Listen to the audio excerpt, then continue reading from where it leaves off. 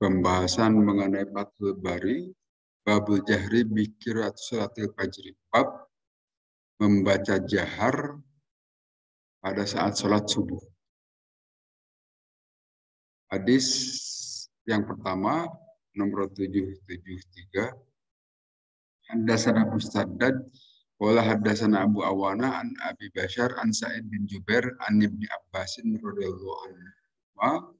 Wala berkata Ibnu Abbas, intolako telah melakukan perjalanan siapa Nabi sallallahu alaihi wasallam fi to'ifatin dalam satu rombongan min ashabi dari sahabat beliau Nabi sallallahu alaihi wasallam amidina dengan menyengaja semuanya itu ila suki Ukaz ke pasar Ukaz.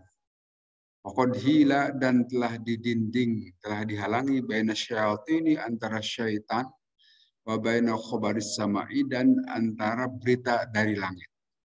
Ursilat dan dilepaskan alaihim terhadap para syaitan itu asyuhu, kabut-kabut. Parojaat maka kembali lagi siapa asyayatin syaitan ila qaumihim kepada kaum itu syaitan. Faqalu berkata itu syaitan, malakum ada apa gerangan kalian? Faqalu maka berkata itu syaitan-syaitan, hila telah dihalangi bainana antara kami semua wa baina khabaris sama'i dengan berita-berita langit. Ursilat dan telah dilepaskan alaina kepada kami semua asyuhu kabut-kabut. Qalu berkata itu syaitan-syaitan, mahala tidaklah menghalangi bainakum antara kalian semua wa baina khabaris sama'i dan antara berita langit illa syai'un kecuali sesuatu hadasa yang baru itu syai'. Adribu maka melakukan perjalananlah kalian masyariqal ardi ke bagian timur itu bumi, wa maghribaha dan ke bagian barat itu bumi. Panduru maka perhatikan oleh kalian semua mahadzal ladzi bainakum. Apakah gerangan yang telah menghalangi kalian semua bainal akhbaris sama'in dan antara langit? Pansoropa maka berpalinglah ulaika itu mereka para setan alladzina tawajjahu yang telah menghadap yang telah datang nahwa tihamata ke arah tihamah ilan nabi kepada Nabi SAW bahwa pada itu Nabi binakhlatin berada di dekat pohon kurma amidina yang menyengaja itu Nabi dengan para sahabat ila suki ukadin mau menuju pasar Ukad. Bahwa dan itu Nabi sholat Nabi basmi habi dengan sahabat para Nabi, para sahabat Nabi, sholat al-fajr, sholat subuh. Lamma sami'u maka pada saat mendengar itu setan-setan Al-Quran, istama'u maka berusaha mendengarkan itu setan lah kepada Nabi. Faqalu maka berkata itu setan-setan, hadza inilah bacaan Quran, wallahi demi Allah, alladzi bainakum wa baina khabaris sama yang menghalangi kalian semua dengan berita-berita langit.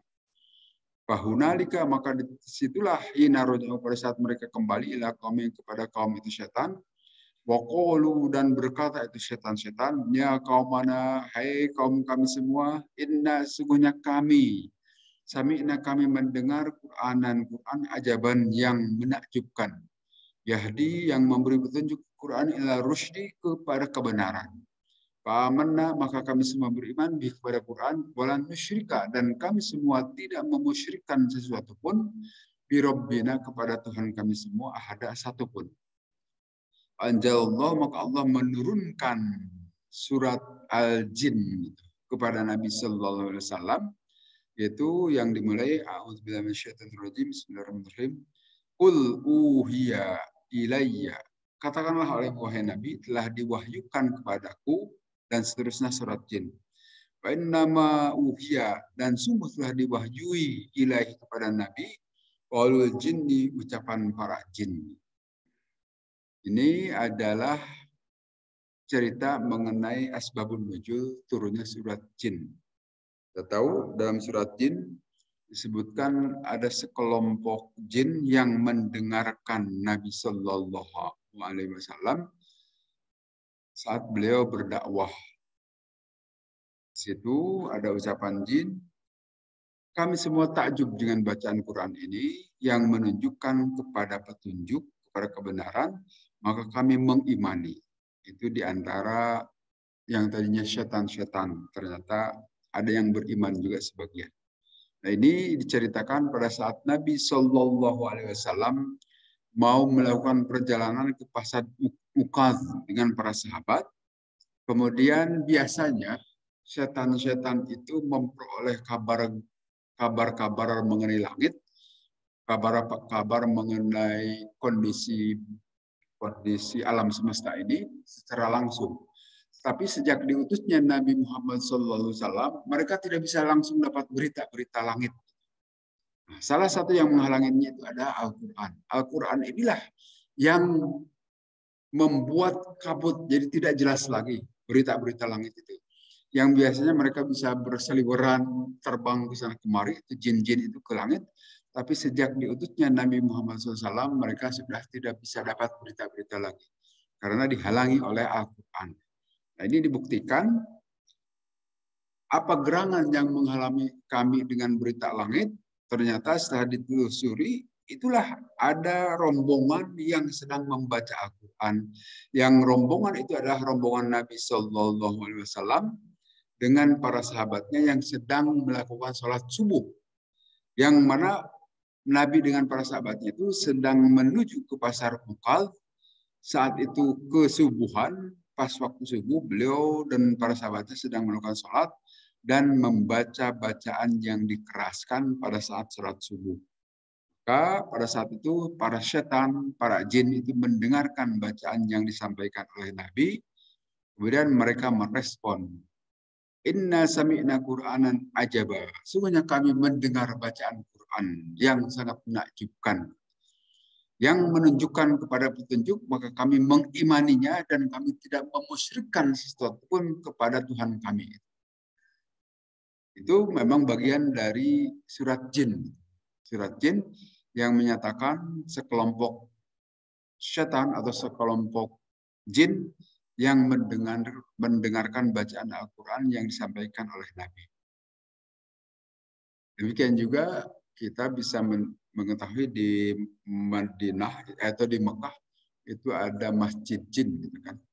Di ujungnya pasar Seng kalau dulu itu ada masjid jin. Di situ pun adalah satu tempat yang pernah didatangi oleh Nabi untuk beraudiensi, untuk bertemu dengan sekelompok jin, menyampaikan ketentuan-ketentuan agama kepada kaum jin. Nah, kemudian tempatnya diabadikan sampai saat ini dijadikan masjid jin. Tapi informasi yang ingin disampaikan di sini adalah mengenai sholat fajar yang dilakukan oleh Nabi dengan para sahabat. Saat itu Nabi membaca Al-Quran sampai terdengar oleh jin. Dengan kata lain, dibaca secara jahar. Dan hadis berikutnya, haddatsana Musaddad, qala haddatsana Ismail, qala haddatsana Ayyub an Ikrimah an Ibnu Abbasin dari Ibnu Abbas. Qala berkata Ibnu Abbas, qara'a telah membaca siapa Nabi sallallahu alaihi wasallam bima dalam perkara umiro yang diperintah Nabi, wasakata dan juga diam Nabi bima dalam perkara umiro yang diperintahkan juga Nabi. Wa ma kana rabbuka nasiya, dan tidak pernah dalam Al-Qur'an Tuhanmu itu dalam keadaan lupa. Laqad kana lakum bi Rasulillahi uswatun hasanah. Sungguh-sungguh telah ada pada diri Rasulullah SAW itu contoh teladan yang baik. Artinya Nabi itu dia melakukan apa yang diperintahkan oleh Allah dan beliau tidak melakukan apa yang tidak diperintahkan oleh Allah. Dalam hal ini adalah dalam bacaan sholat. Pada saat sholat malam, maghrib, isya, dan subuh, bacaannya dikeraskan. Apa sebab? Karena memang disuruh oleh Allah. Tetapi pada saat duhur dan asar Nabi tidak mengeraskan karena memang tidak disuruh oleh Allah. Jadi maksud Ibnu Abbas di sini, Nabi itu betul-betul melaksanakan apa yang telah diperintahkan kepada beliau, tidak ngarang-ngarang. Tapi wama min qaulin illa ladaihi wama disebutkan di dalam surat An-Najm bahwa yantiqu anil hawa in huwa illa wahyu yuha. Dan tidaklah Nabi berbicara kecuali wahyu yang telah Allah berikan kepada beliau. Nah, tentu saja dalam hal ini perlu kita ketahui, ya ini pengulangan juga, bahwa apa yang disampaikan Nabi berkaitan dengan agama itu yang harus kita ikuti persis. Bagaimana Nabi sholat, Nabi menggunakan bahasa Arab, kita gunakan bahasa Arab juga. Nabi melakukan sholat 5 waktu, kita juga lakukan sholat 5 waktu. Nabi melakukan haji di Mekah, maka kita pun melakukan haji di Mekah. Itu kaitan dengan persoalan agama yang tidak boleh diubah-ubah. Tapi kalau yang berkaitan dengan persoalan keduniawian, Nabi juga menyatakan antum a'lamu bi umuri dunyakum. Kalian lebih mengetahui urusan dunia kalian. Artinya silakan lakukan bid'ah gitu kan, dalam urusan dunia itu. Bagaimana cara bertani yang paling baik? Tentu saja Nabi tidak pernah nanam padi, maka soal nanam padi tentu orang Indonesia yang lebih mengerti. Pakailah, gunakanlah kemampuan untuk menanam padi dengan lebih baik sebagaimana yang dilakukan di Indonesia. Kalau di Nabi itu hanya tanaman kurma, tentu akan berbeda. Artinya sekali lagi dalam urusan-urusan keduniawian dipersilahkan kita untuk melakukan hal-hal yang baru. Tapi dalam urusan agama tetap berlaku apa yang pernah dicontohkan Nabi sampai saat ini. Tidak boleh diubah-ubah. Maka itulah yang disampaikan oleh Allah, laqad kana lakum fi Rasulillahi uswatun hasanah. Sungguh-sungguh telah ada pada diri Rasulullah SAW itu adalah contoh yang terbaik. Artinya, sebagaimana kita ketahui ada 3 hal tadi, yang urusan agama maka itu harus mengikuti Nabi SAW. Urusan keduniawian kita boleh melakukan mengarang-arang, melakukan modifikasi, perbaikan sesuai dengan yang kita ketahui. Dan yang ketiganya masalah yang sifatnya muamalah, silahkan kita mau nyontoh Nabi, tidak pun tidak apa-apa. Seperti soal berpakaian misalnya. Kita mau berpakaian menggunakan pakaian yang digunakan oleh Nabi, pakai gamis dan sebagainya. Kalau mau silahkan. Tapi kalau tidak pun tidak apa-apa. Nabi berbicara sehari-hari pakai bahasa Arab, kita juga mau pakai bahasa Arab, silahkan kalau bisa. Tapi kalau tidak, ya kita pakai bahasa kita sendiri. Itu adalah sesuatu yang mubah saja. Dan seterusnya. Kemudian kita di sini sebutkan summa dzakara Bukhari. Imam Bukhari menyebutkan hadis Ibn Abbas fi qissat Isma'il jinni al-Qur'an. Perihal mendengarnya kaum jin terhadap Al-Qur'an yang dibacakan oleh Nabi sallallahu alaihi wasallam. Itu terjadi pada semacam, kalau di Jakarta kan suka ada Pekan Raya Jakarta di Kemayoran. Kalau dulu di Monas, sejak Gubernur Ali Sadikin sampai sekarang juga masih dilanjutkan setiap Juni-Juli memperingati kelahiran kota Jakarta. Nah, kira-kira pasar Ukad juga mungkin seperti begitu. Dan ini sudah dikenal oleh manusia sejak zaman dahulu kala. Suka mengadakan pasar raya, yang di pasar itu tempat bertemunya para konsumen dan para produsen atau mereka yang membutuhkan dan yang menjajakan barang, maka terjadilah transaksi, pertukaran. Dan itu dipusatkan waktu zaman jahiliyah itu di pasar Ukad. Waktu itu Nabi SAW menuju ke pasar Ukad, dan pada saat karena kelihatannya kemalaman, kesubuhan gitu, wahwa yusolli bi ashabi as-salat al-fajr. Nabi SAW melakukan salat fajar beserta para sahabatnya. Falamma sami'ul Qur'ana istama'u lahu wa huwa dhuhirun fil jahri. Nah, pada saat itu Nabi SAW memperdengarkan baca Quran. Dengan kata lain, bacaan Nabi itu dikeraskan pada saat salat subuh. Para jin juga saat itu mau menuju pasar Ukad, rombongan jin. Dan mereka istama'u, berusaha mendengarkan juga apa yang dibacakan oleh Nabi.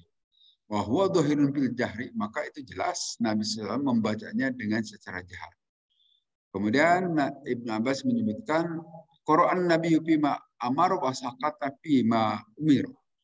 Nabi SAW mengeraskan bacaan yang harus dikeraskan dan melembutkan bacaan yang harus dilembutkan. Artinya tidak semuanya dikeraskan bacaan Nabi. Bacaan saat ruku itu tidak keras, tetapi bacaan Al-Fatihah dan surat dikeraskan. Waqad asbata qira'atuhu bima Khobab wa Abu Qatadah wa ghairihima. Sungguh telah tetap itu bacaan Nabi bahwa Nabi membaca secara keras dari hadis-hadis Khobab, Abu Qatadah dan selain itu. Fariwatuhu muqaddamatun alaman nafa fadlan alaman syakka. Itu riwayat tadi sudah demikian banyak sehingga tidak perlu ragu lagi. Wa'alal Bukhariya aroda bi'irodi hadha iqamatul hujjati alaihi. Sedangkan Imam Bukhari menuliskan hal ini di kitabnya sebagai hujjah, menguatkan dalil bahwa subuh itu dibaca dikeraskan bacaannya. Nah, kemudian babul jami baina surataini fi rakaati. Bab membaca lebih dari satu surat pada satu rakaat. Bolehkah itu? Tentu saja tidak ada masalah. Disebutkan di sini langsung ke hadis ini saja. Ini hadis tambahan. Waqala Ubaidullah bin Amr an Sabit an Anas radhiyallahu anhu. Karena ada kata Anas, rajulun seseorang minal ansori dari kaum Ansor, ya ummuhum mengimami itu seseorang laki-laki tadi kepada jamaah di Masjid Quba.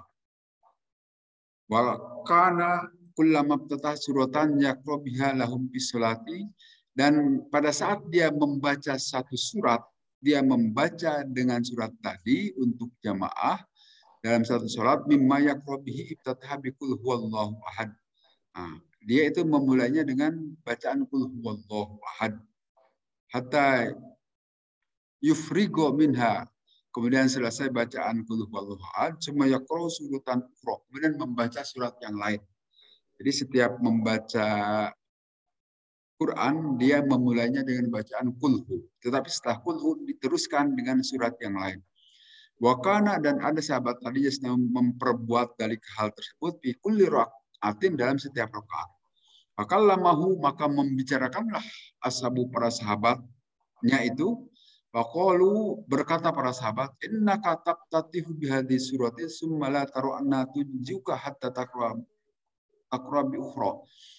Sesungguhnya engkau membaca surat Qulhu ini, kemudian tidak mencukupkan kepadamu bacaan Qulhu, karena engkau membaca surat yang lain setelah Qulhu. Kaima antaqra'a, maka apabila engkau membaca biha dengan Qulhu, wa imma antada'aha, atau engkau tidak membacanya, wa taqra'u bi ukhra, dan engkau bisa membaca yang lain. Faqala, maka berkata si laki-laki tadi, ma'ana bitarikia, maka aku tidak akan meninggalkannya. Tetap saya akan baca surat Qulhu tadi. In ahbabtum, apabila kalian suka, ummakum, atau saya mengimami kalian bidzalika, dengan cara begitu, aku perbuat. In karihtum taraktukum, tetapi apabila kalian yang tidak suka, nanti akan saya tinggalkan. Wakanu, dan ada para sahabat itu yarawna, melihat annahu min afdalihim, itu adalah paling utama dari cara membacanya para sahabat. Wakarihu, dan tidak mau para sahabat ayya ummahum, menjadi imam bagi jamaahnya. Biarkan saja orang tadi yang suka baca Qul. Falamma atahu, maka saat mereka datang kepada Nabi SAW, akhbaru, mengabarkan para sahabat itu kepada Nabi perihal si laki-laki yang menjadi imam di Masjid Quba tadi. Aqala, kemudian Nabi bersabda, ya fulan, hei fulan, ma yamna'uka, apa gerangan yang telah menghalangi antaf'ala, untuk memperbuat itu, ma ya'muruka, apa yang telah Allah perintahkan kepadamu dengan, atau yang telah memerintahkan kepadamu ashabuka, sahabat-sahabatmu, wa ma yahmiluka, dan apa yang membawa ala luzumi hadis surah fi kulli rakaatin, untuk tetap membaca surat ini dalam setiap rakaat. Aqala, maka si laki-laki tadi itu mengatakan, ini uhibbu, saya menyukainya Rasulullah membaca Qul, kemudian baca surat lain. Aqala, maka Nabi bersabda, hubbuka, kecintaanmu iya terhadap surat Qul tadi, ada khalaqal jannah, yang akan memasukkanmu ke surga. Jadi hadis ini menyatakan tidak masalah kita membaca dalam setiap rakaat, apalagi kalau surat-surat pendek di juz amma melebihi 1 surat. Silahkan saja. Karena ini pernah dipraktikkan oleh seorang sahabat yang menjadi imam di Masjid Quba, yang suka membaca kulhu, kemudian setelah kulhu membaca surat yang lain. Itu dilaporkan kepada Nabi, dan Nabi tidak melarangnya. Boleh-boleh saja. Nah, kita pun mau melakukan itu silahkan. Apalagi kalau surat-surat panjang digabung-gabungkan. Dan itu dilakukan oleh Nabi juga pada saat beliau melakukan sholat tahajud. Nabi kan suka baca surat Al-Baqarah, surat Ali Imran, An-Nisa yang panjang-panjang, yang dalam 1 rakaat. Nah, dalam sholat-sholat kita yang katakan sholat sunat juga, ini tentu saja, atau mau sholat fardu juga boleh-boleh saja. Ini kan diberjamaahkan dalam sholat fardu nampaknya. Itu juga boleh yang dilakukan oleh para sahabat. Tetapi bacanya yang pendek-pendek, diantaranya kulhu di sini yang dibaca oleh para sahabat. Nah, kemudian hadis berikutnya, haddatsana Adam qala haddatsana Syu'bah an Ammar bin Murrah qala sami'tu, saya telah mendengar Aba Wa'il kepada Aba Wa'il, qala berkata Aba Wa'il, ja'a telah datang rajulun seorang laki-laki ila Ibnu Mas'udin kepada Ibnu Mas'ud. Faqala maka berkata itu si laki-laki, qara'tul mufassal lailata fi raqatin. Saya telah membaca surat-surat yang pendek-pendek yang disambung-sambung, al-mufassal. Faqala maka berkata itu Ibnu Mas'ud, hadza kahadza syi'ri. Apakah ini seperti baca puisi? Aku arabtun nadhaira. Sungguh aku telah mengenal an-nadhaira, nadhair yang bisa menunggu yang agak lama, itu allatikan yang ada Nabi SAW yakrunu bainahunna. Nabi menggabungkan bacaan-bacaan itu antara surat-surat. Pada karo menyebutkan Ibnu Mas'ud isyrina suratan 20 surat minal mufassal dari surat mufassal. Surataini 2 surat fi kulli rakaatin dari setiap rakaat. Jadi ini hadis lain yang menyatakan bolehnya kita menggabungkan bacaan surat-surat dalam 1 rakaat. Karena itu juga dipraktekkan oleh Nabi. Di sini Ibnu Mas'ud menyebutnya surat Al-Mufassal. Mufassal itu adalah surat-surat pendek. Di sini disebutkan surat Mufassal itu dari sekitar juz 28 sampai juz 30. Kan surat-suratnya relatif pendek, walaupun tidak semuanya pendek. Nah, disilahkan untuk dibaca. Kalau mau baca, kalau hafal, kalau tidak ya yang hafal saja. Kamal jamu baina suratani fadhahirun. Maka menggabungkan antara 2 surat itu adalah sesuatu yang sangat nyata, jelas. Dari hadis di atas dari Ibnu Mas'ud. Artinya boleh. Wa amma qira'atu bil khawatimi fa yukhatu bil ilhaqi min qira'ati bil awail wal jami'. Nah, itu mau baca Quran di bagian akhir saja, ya misalnya juz 30. Dan itu biasa kita lakukan pada saat sholat tarawih, itu juga juz 30 bagian akhir saja yang dibaca, juga boleh-boleh saja. Tetapi mau baca wa amma qira'atu bi awwali suratin famin hadis Abdullah bin As-Sa'ib. Mau membaca juga dengan awal-awal surat juga boleh-boleh saja. Mana yang kita hafal saja begitu. Apabila hadisi jawaju qatil qiraah wa jawaju qiraati bi ba'dhi surah. Nah, demikian juga dalam hadis di atas dikatakan bahwa bolehnya kita memotong surat dan juga bolehnya kita menggabungkan dengan surat lain. Walaupun menurut Imam Malik itu adalah sesuatu yang makruh. Artinya bacaan-bacaan kita pada saat sholat itu diambil nyuplik saja di bagian tengah surat misalnya. Nah, kemudian digabungkan dengan surat yang lain juga boleh menurut pendapat ulama di sini. Walaupun dalam mazhab Maliki itu adalah sesuatu yang makruh, tidak baik. Gitu. Tapi secara umumnya tidak masalah. Ya seperti yang sudah kita praktekkan di sini. La yukrahu qira'atu ba'dil ayati akhdan min qawlihi. Artinya di sini tidak dimakruhkan menurut pendapat lain. Kalau tadi menurut Imam Malik ya. tidak dimakruhkan membaca sebagian ayat dari ayat-ayat Al-Quran pada saat kita sholat. Jadi tidak ditamatkan. Ya, kalau ditamatkan terlalu panjang kan di bagian Al-Baqarah. Kita cuplik saja ayat-ayat puasa misalnya. Itu tidak masalah. Boleh-boleh saja. Itu yang suka dipraktekkan kita kaum muslimin. Barangkali kalau kita dulu mengenal kalau di kampung, suka dibacakan surat-surat juz amma yang pendek-pendek saja. Itu juga kebiasaan para ketua kampung kita atau para ulama kita di kampung-kampung juga boleh-boleh saja. Tapi kalau di perkotaan biasanya nyuplik dari ayat-ayat yang panjang sebagian. Itu pun boleh-boleh saja. Menurut pendapat di dalam kitab Fathul Bari. Tidak masalah. Dhahaba malikun ila ayyaqra'an musallim bi kulli rak'atin bi suratin. Nah, ada pendapat lain di sini menurut Ibnu Jubair bin Munir bahwa menurut Imam Malik membaca surat itu dilakukan pada setiap rakaat. Padahal kita sebelumnya tahu kan membaca surat itu di sholat yang 4 rakaat hanya di 2 rakaat pertama saja. Sholat duhur, sholat isya, sholat asar, di 2 rakaat pertama saja baca surat. Tetapi di sini Imam Malik menyatakan, ini juga hasil cuplikan dari Imam Jubair bin Munir, bahwa dalam madhab Maliki silahkan musolli bisa membaca surat di setiap rakaat. Sebagaimana disampaikan oleh Ibnu Umar, likulli suratin hadduha minaruki was sujudi, bahwa setiap surat memiliki bagian dari setiap ruku dan sujud.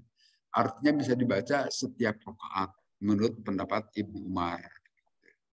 Walaupun di atas sudah dinyatakan bahwa itu hanya dibaca di 2 rakaat pertama saja. Kemudian Wan Ahmad wal Hanafiyah karahiyatan iqra'atu suratin qabla suratin takholafa tartibal mashab. Nah, kemudian ada pendapat dari Imam Ahmad, Imam Hanafi, bahwa membaca bacaan surat-suratan di Quran itu sebaiknya tertib sebagaimana tertibnya mushaf Quran. Itu yang pernah saya sampaikan sebelumnya. Artinya begini, kalau kita mau membaca Alam Nasroh di rakaat pertama, maka rakaat keduanya jangan wadduha. Sebaiknya setelah Alam Nasroh, yaitu wattini wa zaituni. Karena itu tidak sesuai dengan urutan Quran. Ya, ini terutama untuk para imam nih. Harusnya begitu, sesuai urutan Quran saja. Jadi kalau mau baca idza jaa, setelahnya tidak boleh baca kuliah. Bukan haram, tidak haram. Tetapi ini hanya makruh saja. Menurut madhab Imam Ahmad bin Hambal, madhab Hanafi juga begitu. Harus sesuai dengan tertibnya mushaf. Bagaimana mushaf disusun, begitulah. Kalau mushaf itu tidak disusun berdasarkan turunnya Quran kan.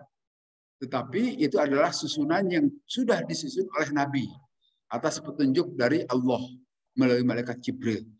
Diawali dengan surat Al-Fatihah, Al-Baqarah, Ali Imran, An-Nisa, dan seterusnya sampai An-Nas. Nah, kalau bisa kita juga usahakan gitu. Kalau mau baca Al-Quran, tertib sebagaimana tertibnya mushaf tadi. Jangan diacak, baca Ali Imran kemudian Al-Baqarah. Nah, itu makruh begitu menurut dua madhab ini. Nah, sehingga kita juga usahakan kalau membaca bacaan Quran secara tertib, terutama bagi para imam, kalau jadi imam maksudnya. Walaupun kalau tidak tertib gitu boleh tidak, tentu saja tidak masalah, boleh-boleh saja. Ala ratbihi sahabati bitauqifi minan Nabi sallallahu alaihi wasallam minhum. Nah, tentu dengan cara untuk mengikuti apa yang dilakukan para sahabat dan juga dari Nabi Sallallahu Alaihi Wasallam, yaitu paling tidak sesuai urutan mushaf tadi. Kemudian wa amma tartibul ayati fatawfiki bil khilafin. Adapun tertibnya bacaan ayat itu adalah sesuatu yang tauqifi, artinya sesuatu yang sudah disepakati lah. Bila khilafin tanpa ada perbedaan pendapat di antara para ulama. Artinya usahakan ikuti tertib bacaan di dalam mushaf bagi para imam. Kemudian di hadis berikutnya, ini panjang penjelasannya. Babu yakropil ukhroyani Fatihatil kitab. Bab mengenai pembacaan Fatihah kitab. Haddatsana Musa bin Ismail qala haddatsana Hammam bin an Yahya an Abdullah bin Abi Qatadah an Abi dari bapaknya Abi Qatadah. Annan Nabi sungguhnya Nabi SAW karena ada Nabi yakro membaca Nabi fiduhri pada saat duhur fil ulayaini di 2 rakaat pertama itu bi ummil kitabi dengan membaca ummul kitab Al-Fatihah. Wa surataini dan 2 surat. Tapi wafir rakaatainil ukhrayaini dan pada 2 rakaat terakhir bi ummil kitab hanya membaca ummul kitab. Wa yusmi'una dan kadang memperdengarkan Nabi kepada kami semua, dikeraskan itu ayat terhadap ayat-ayat tadi. Wa yutawwilu dan memanjangkan Nabi fi rakaatil ula pada rakaat pertama, ma la yutawwil fi rakaatil tsaniyah yang tidak sepanjang di rakaat kedua. Wa hakadha fil asri demikian juga pada saat salat asar, wa hakadha fil subhi dan demikian juga pada saat salat subuh. Artinya kebiasaan Nabi SAW membaca Al-Quran itu begitu. Berita pertama yang bisa kita dapatkan di sini, pada saat sholat duhur dan asar, Nabi SAW hanya baca surat Quran di 2 rakaat pertama. Ini hadis jelas. Walaupun tadi ada pendapat Imam Malik di tiap rakaat baca. Tapi dari Nabi SAW sendiri prakteknya begitu. Hanya di 2 rakaat pertama saja membaca Al-Quran tadi. Dengan catatan, bacaan di rakaat pertama lebih panjang. Ya, karena selain baca surat juga baca doa iftitah. Sehingga usahakan rakaat pertama itu lebih panjang.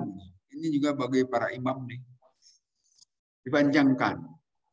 Artinya kalau mau membaca Al-Hakumut dan Wal Asri, jangan dibaca Wal Asri pada rakaat pertama, tapi Al-Hakumut yang harus dibaca rakaat pertama. Karena itu lebih panjang, samping panjangnya juga ditambah doa iftitah. Tapi di sini disebutkan Nabi suka memanjangkan rakaat pertama yang tidak sepanjang di rakaat kedua. Jadi rakaat kedua lebih pendek.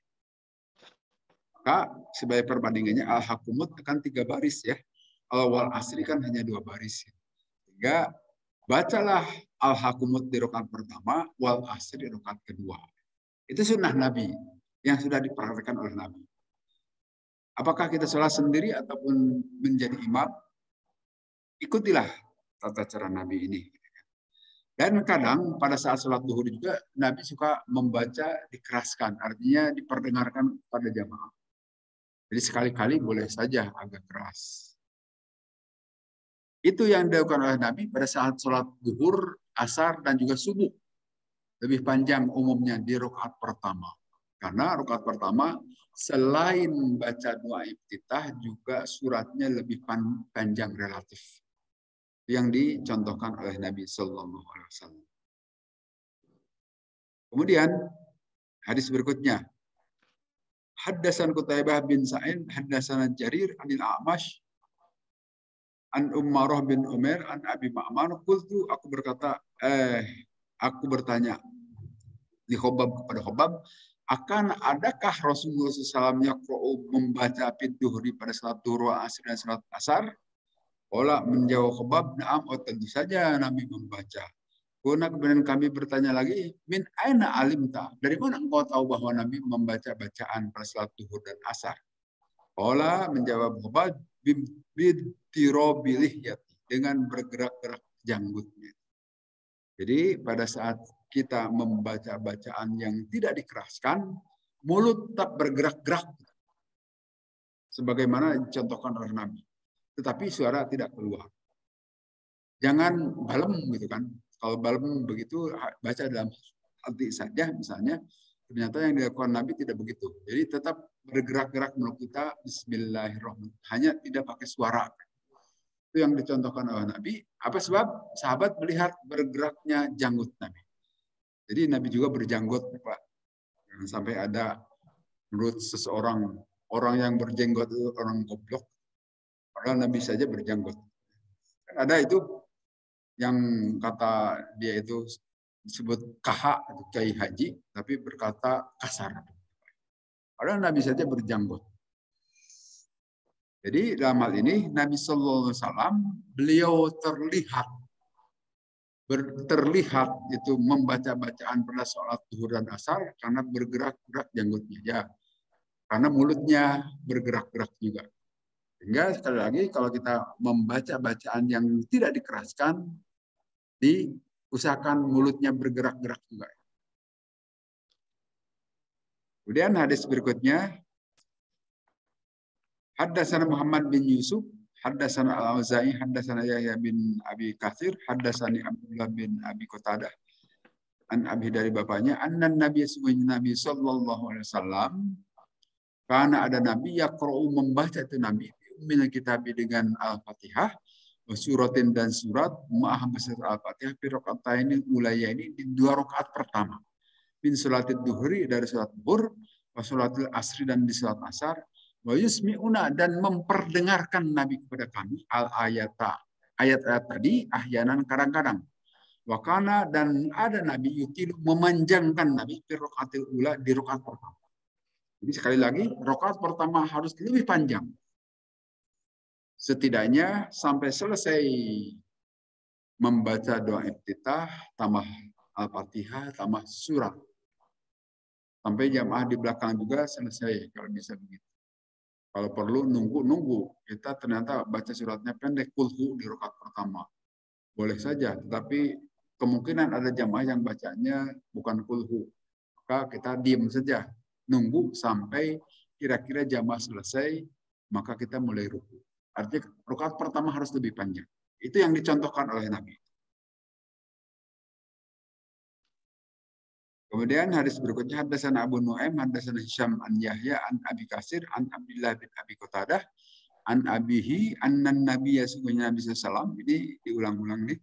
Karena ada Nabi taubilu memanjangkan Nabi fi rakaatil ula di rakaat pertama min salatid duhri dari salat zuhur wa yukassiru dan memendekkan bisaniyati di rakaat kedua. Wa yafalu dzalika fi salatis subhi dan itu yang diperbuat oleh Nabi pada salat subuh. Jadi selalulah berlaku dalam semua pijami salawati dalam seluruh salat. Rakaat pertama harus lebih panjang dibanding dengan rakaat berikutnya dalam setiap salat, sehingga disimpulkan di sini oleh Ibnu Hajar Al-Asqalani fi jami'is salawati dalam seluruh salat. Misalkan begitu. Lebih panjang rakaat pertama banding rakaat kedua. Kemudian babul jahri bit ta'min, jahar mengenai bacaan amin setelah waladhdallin.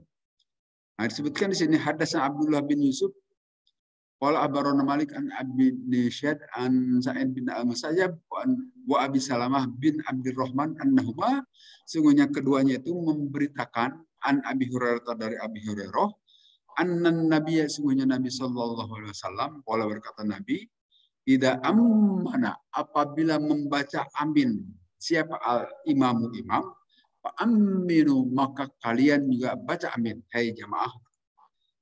Karena siapa saja man orang wafako yang bercocokkan takminuhu bacaan aminnya itu takminal malaikat dengan amin para malaikat gupirolahu maka akan diampuni mata taqaddama min nabihi dosa-dosa yang sebelumnya.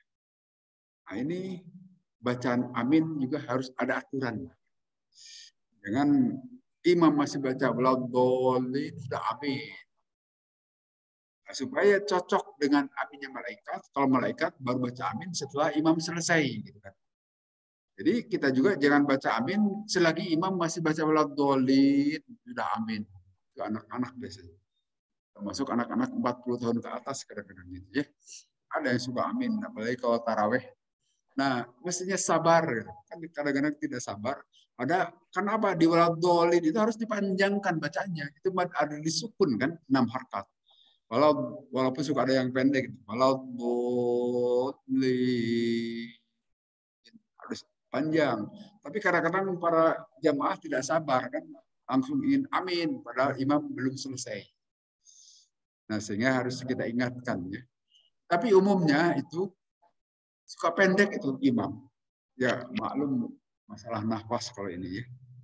Kenapa? Karena apa? Sebelumnya bol sendiri itu sudah mad lazim musaqatil itu 6 harakat sendiri. Kalau bol itu sudah panjang menghabiskan nafas juga. Lin, itu lebih baik sehingga kadang-kadang dolin pendek linnya. Nah itu sebetulnya tidak benar itu bacaannya. Harusnya panjang linnya itu. Kecuali urusan nafas itu lain soal. Nah, siapa yang ngepas dengan aminnya para malaikat, maka diampuni dosa. Lumayan kan mengurangi dosa. Walaupun bukan dosa besar, dosa-dosa kecil ya. Dosa ngintip misalnya. Ya, dosa kecil gitu ya. Atau ya apa dosa kecil itu kira-kira yang kecil-kecil itu Allah ampuni. Jika kita berbarengan dengan amin malaikat. Jadi setiap orang membaca Al-Fatihah mesti disertai dengan amin malaikat. Wah, berarti malaikat sibuk. Karena yang sholat itu kan tidak hanya di satu masjid, di seluruh masjid di bumi ini. Ya, memang begitu pekerjaan malaikat. Mengaminkan doanya orang-orang yang beriman dimanapun berada. Sibuk ya biarkan, memang itu malaikat kerjanya sibuk gitu kan. Memang disuruh Allah tidak ada masalah. Dan kita tidak ada urusan dengan malaikat. Tapi di sini Allah menjamin jika ngepas amin kita dengan amin malaikat, itu akan diampuni dosanya. Itu adalah bonus bagi kita. Lumayan mengurangi dosa. Karena kita tiap saat juga berdosa kan, melakukan dosa-dosa. Nah, dengan amin yang tertib saja mengurangi dosa.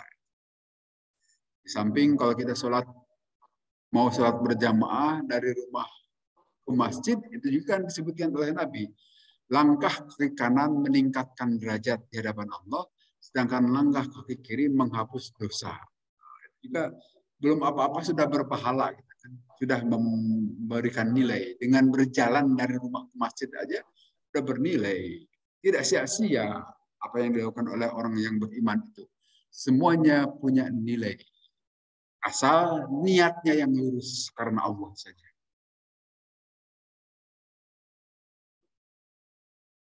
Fi anna imama yu'amminu wa qila ma'nahu idza da'a. Artinya juga nanti apabila ada membaca amin dan apabila membaca doa. Tetapi yang dimaksud di sini doa pada Al-Fatihah. Seharusnya diamini oleh makmum dan aminnya harus tertib.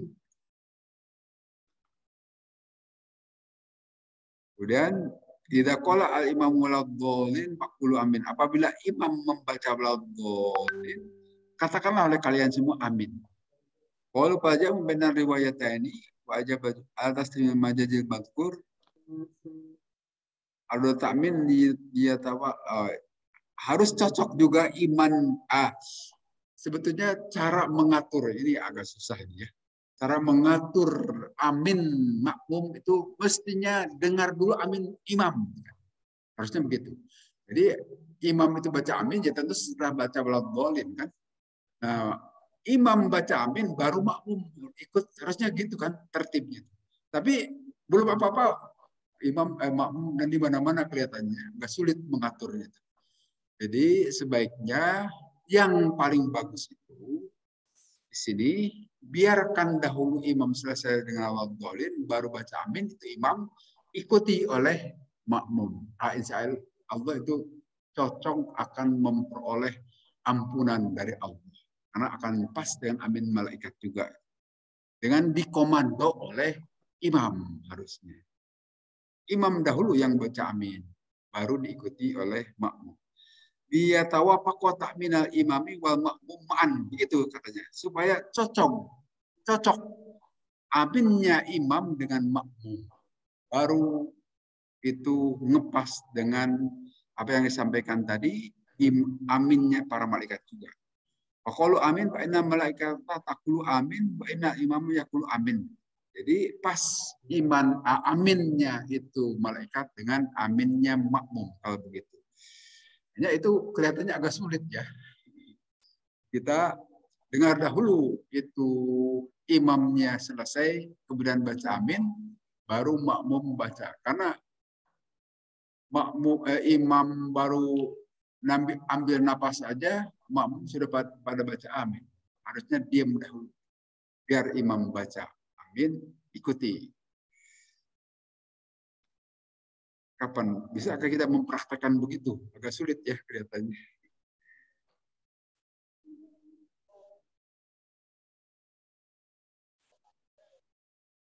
Ya. Ya. Itu yang tidak datang hari ini tetap aja akan mendahului itu.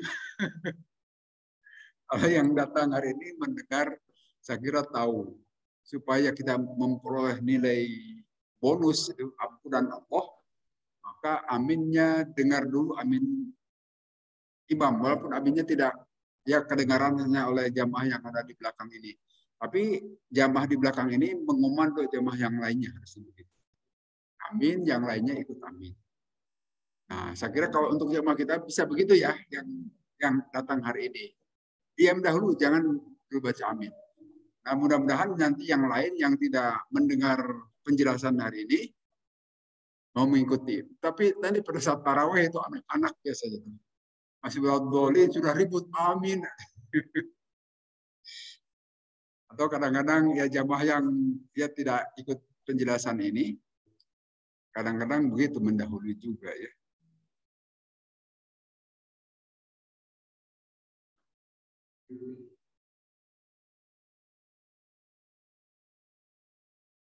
Ya, ya memang itu ada juga yang suka baca itu, walaupun itu diperselisihkan ya.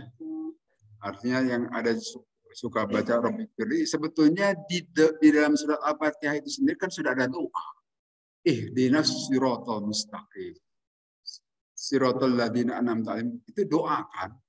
Dan langsung diaminkan sudah cukup. Tapi ini suka ditambah doa juga Rabbik Firli itu kan, Rabbi wahai Tuhanku, Ighfirli, ampunilah aku. Nah, Rabbik Firli itu doa tambahan. Jadi kalau mau ditambah itu juga ya tentu saja dipersilahkan saja kalau mau baca. Tapi tidak pun cukup. Tidak, boleh-boleh saja kalau mau baca. Boleh-boleh saja. Karena ada yang membolehkan ya. Walaupun secara kita baca dari doa-doa di sini tidak ada Nabi membaca seperti itu. Tapi karena di situ akan diaminkan oleh malaikat juga, kita ikut berdoa. Gitu. Tetapi bagi kita itu adalah tidak kita praktekkan. Karena itu perselisihan di antara para ulama. Tapi kalau mau baca pun silahkan. Kemudian di hadis berikutnya, Babul Fadl Ta'min, keutamaan baca amin. Haddatsana Abdullah bin Yusuf, akhbarana Malik an Abi Zinad, an Abi Hurairah dari Abi Hurairah radhiyallahu anhu, anna Rasulullah sungguhnya Rasulullah SAW qala bersabda Rasulullah, idza qala apabila berkata ahadukum salah seorang di antara kalian amin kata-kata amin, maqalatil malaikatu dan berkata malaikat bersama di langit amin juga, bahwa pakot maka bersamaan ihdahuma di antara malaikat dan ucapan amin kita itu al-ukhra terhadap yang lainnya gufirallahu ma taqaddama min tadi, maka akan diampuni dosanya. Jadi hadisnya itu banyak Pak, tidak hanya satu yang menyatakan kalau kita pas amin kita dengan amin malaikat akan diampuni dosa. Maka oleh karena itu marilah kita praktekkan ya. Kadang tidak terdengar amin imam karena sudah didahului oleh jamaah masalahnya kan. Karena ada khususlah. Apakah itu baca amin itu di dalam sholat ataupun di luar sholat? Silahkan baca amin setelah membaca Al-Fatihah.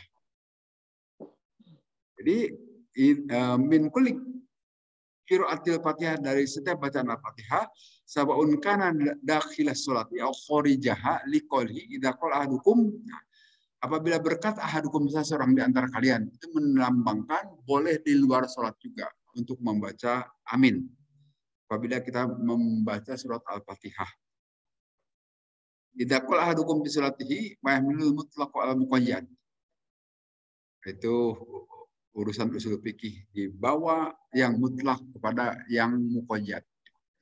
Artinya bacaan Al-Fatihah itu kata-kata hadis di atas itu mutlak. Tapi kalau dibaca dalam surat Al-Fatihah itu pada saat sholat itu muqayyad. Jadi bisa saja. Kemudian hadis terakhir, Haddatsana Abdullah bin Maslama an Malik an Sami Maula Abi Bakrin an Abi Saleh an Abi Hurairah anna Rasulullah sungguhnya Rasulullah SAW qala bersabda Rasulullah, idza qala apabila berkata imamu amin ghairil maghdubi alaihim waladdallin, faqulu maka ucapkan oleh kalian semua amin amin. Kainnahu karena sungguhnya man siapa orang wafaq yang ngepas cocok qaluhu ucapan amin dia itu qala malaikat dan ucapan malaikat ghufirallahu ma taqaddama min dzambi, diampuni dosa-dosa yang telah terdahulu sebelumnya. Tabu Muhammad bin Amrin an Abi Salamah an Abi Hurairah an Nabi sallallahu wa Nu'man bin Mujman an Abi Hurairah radhiyallahu anhu, dari Abi Hurairah. Jadi hadisnya banyak yang semuanya diriwayatkan oleh Imam Bukhari. Usahakan bacaan amin kita itu pas dengan bacaan amin malaikat dengan cara pas dengan bacaan imam. Artinya dengar dahulu imam baca amin, baru kita ikut jemaah. Mudah-mudahan kita bisa mempraktekannya, walaupun tidak gampang. Saya kira itu barangkali untuk hari ini mengenai hadis-hadis yang diriwayatkan oleh Imam Bukhari.